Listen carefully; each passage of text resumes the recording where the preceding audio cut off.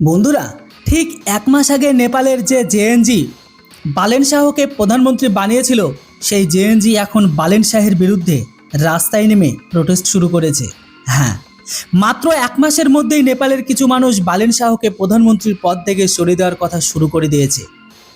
বেশি দিন নয়, কিছুদিন আগেই নেপালের বালেন শাহ সরকার ভারতকে দম্ভ দেখানোর চেষ্টা করেছিল, কিন্তু মাত্র 48 ঘন্টার মধ্যে নেপালের চিকিৎসা করে দিয়েছে ভারত।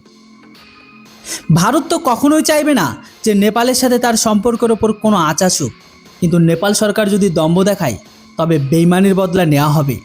আর এবার ভারত মাত্র 48 ঘন্টার মধ্যে নেপালের সরকারকে বেইমানির সাজা দিয়েও দিয়েছে।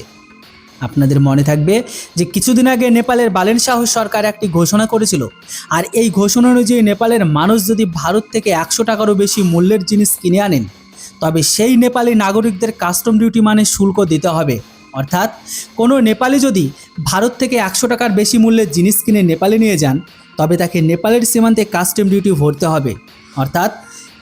অর্থাৎ এই জিনিসগুলো নেপালের মানুষের জন্য অনেক দামি হয়ে যায়।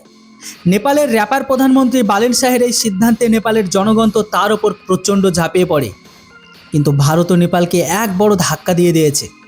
মূলত নেপালের জ্বালানি সংকট আর ফুয়েল লকডাউনের মধ্যে বিহারের বেশ কিছু জেলায় বড় পদক্ষেপ নেওয়া হয়েছে। এখন নেপাল সীমান্তের কাছে ভারতের পেট্রোল পাম্পগুলোতে নেপালি নম্বর প্লেটের গাড়িগুলোতে পেট্রোল আর ডিজেল দেওয়া হবে না। অর্থাৎ যেভাবে নেপালের মানুষ বিহারে এসে কেনাকাটা করতেন, ঠিক সেভাবেই অনেকেই নেপালের বদলে বিহারে এসে পেট্রোল আর ডিজেল ভরতেন। নেপালের তরাই অঞ্চলের মানুষ এমনটাই এই কারণেই করেন, কারণ তাদের এলাকায় পেট্রোল ভারত থেকে প্রায় 28 টাকা বেশি দামে আর ডিজেল ভারতের তুলনায় প্রতি লিটারে 31 টাকা বেশি দামি। কিন্তু নতুন নির্দেশিকা অনুযায়ী বিহারের আরারিয়া, পূর্ণিয়া, কিষানগঞ্জ, সুপোল আর কাটিহারে নেপালি যানবাহনগুলো এখন আর পেট্রোল আর ডিজেল দেওয়া হবে না। নেপালের গাড়িগুলো এখন বিহারে সে সস্তা পেট্রোল বা ডিজেল ভারতে পারবে না। আমরা এটা বলছি না যে ভারতের এই সিদ্ধান্ত নেপালের সিদ্ধান্তকে চ্যালেঞ্জ জানানোর জন্য নিয়েছে, কিন্তু ভারতের সিদ্ধান্ত তো নিয়েই নিয়েছে।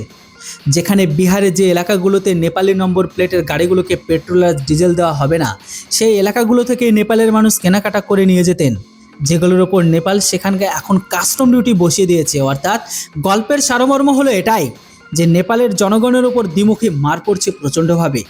যেখানে নেপালের মুদ্রাস্ফীতি আকাশচুম্বী হতে শুরু করেছে, মানুষের জন্য নিত্য প্রয়োজনীয় জিনিস কেনাও দায় হয়ে পড়েছে, এমন পরিস্থিতিতে নেপালের জনগণ বালেন শাহের বিরুদ্ধে এক প্রকার চরম বিদ্রোহ শুরু করে দিয়েছে। তবে দেখা যাক গত 48 ঘন্টায় নেপালের এই যে বেইমানির সাজা কি আসে। এর উপর আপনাদের মূল্যবান মতামত অবশ্যই কমেন্ট বক্সে লিখে জানান। Thanks for watching. Jai Hind, Vande Mataram.